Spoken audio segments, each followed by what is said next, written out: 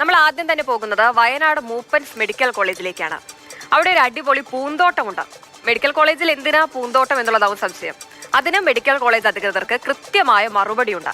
പൂക്കൾ മാത്രമല്ല കേട്ടോ, 4 ഏക്കർ സ്ഥലത്ത് ഒരു ബൊട്ടാണിക്കൽ ഗാർഡൻ തന്നെയാണ് മെഡിക്കൽ കോളേജ് ക്യാമ്പസിൽ ഒരുങ്ങുന്നത്.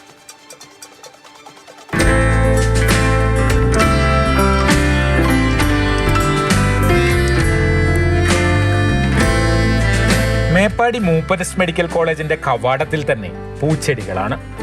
ഉള്ളിലേക്ക് കടന്നാൽ ഒരു വെർട്ടിക്കൽ ഗാർഡൻ കാണാം. തൊട്ടപ്പുറത്ത് സൂര്യകാന്തി പൂക്കൾ വിരിഞ്ഞു നിൽക്കുന്നു.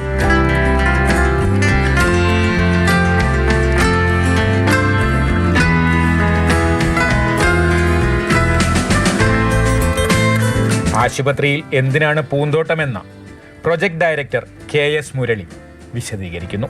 മെഡിക്കൽ കോളേജിൽ ധാരാളം രോഗികൾ വരും.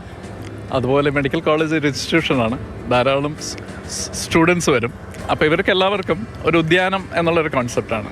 ഉദ്യാനത്തിലൂടെ നമ്മൾ ഉദ്ദേശിക്കുന്നത് ഒരു മനസ്സിനൊരു സുഖം, മനസ്സ് സന്തോഷം, ഒരു റിക്രിയേഷണൽ ഫീലിംഗ്.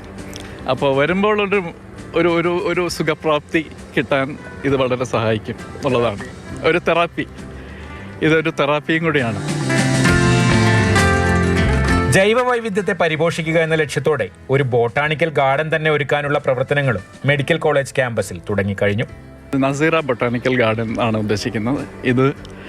ഇതുകൊണ്ട് ഉദ്ദേശിക്കുന്നത് ധാരാളം ദേശീയവും വിദേശിയുമായ സസ്യലതാദികൾ, വംശനാശം നേരിടുന്ന വൃക്ഷങ്ങൾ, അനേക തരത്തിലുള്ള സസ്യങ്ങളെ നമ്മളിവിടെ സംരക്ഷിക്കണം.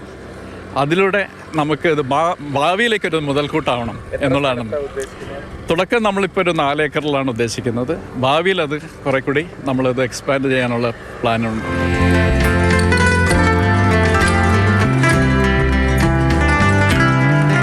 ഔഷധ മേഖലയിലെ ഗവേഷണം കൂടി ലക്ഷ്യമിട്ടാണ് മൂപ്പൻസ് മെഡിക്കൽ കോളേജിൽ ബോട്ടാണിക്കൽ ഗാർഡൻ സജ്ജീകരിക്കുന്നത്.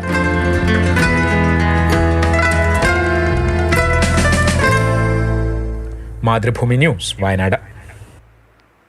ഒരു ഗംഭീര പൂന്തോട്ടം അല്ലേ?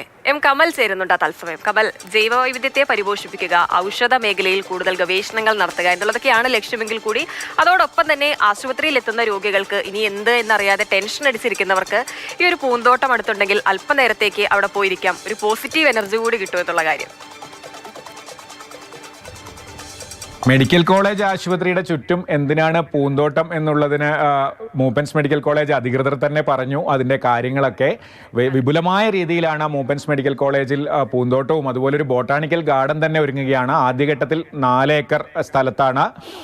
അതിനുശേഷം കൂടുതൽ സ്ഥലത്തേക്ക് വ്യാപിപ്പിക്കാനാണ് പദ്ധതി. അതിനായി ഒരു പ്രൊജക്ട് ഓഫീസറെ തന്നെ അവർ നിയോഗിച്ചിരിക്കുകയാണ്. ഡോക്ടർ മുരളീധരൻ ആ സ്റ്റോറിയിൽ സംസാരിച്ചു. അദ്ദേഹം കേരളത്തിന് പുറത്തും രാജ്യത്തിന് പുറത്തുമൊക്കെ ഇത്തരം പ്രൊജക്റ്റുകൾ ചെയ്ത് പരിചയമുള്ള ആളാണ്. അദ്ദേഹത്തെ ഇതിനായി നിയോഗിച്ചിരിക്കുകയാണ്. ആദ്യഘട്ടം എന്ന നിലയിലാണ് പൂച്ചെടികളും വെർട്ടിക്കൽ ഗാർഡനും ഒക്കെ അവിടെ ഒരുക്കിയിരിക്കുന്നത്. അതോടൊപ്പം കുറച്ച് സൂര്യകാന്തി ചെടികളും റോഡരികിൽ നട്ടു. സൂര്യകാന്തി നല്ല രീതിയിൽ വിരിഞ്ഞു നിൽക്കുകയാണ്. എന്തായാലും കൂട്ടിരിപ്പുകാരൊക്കെ, രോഗികളുടെ കൂട്ടിരിപ്പുകാരും OPയിൽ വരുന്ന രോഗികളുമൊക്കെയാണ് ആശുപത്രിയുടെ പരിസരത്തുണ്ടാകുക എന്ന് നമുക്കറിയാം. അവരെ സംബന്ധിച്ച് പല ടെൻഷനിലായിരിക്കും അവർ ആശുപത്രിയിലേക്ക്, മെഡിക്കൽ കോളേജ് ആശുപത്രിയിലേക്ക് വരുന്നത്.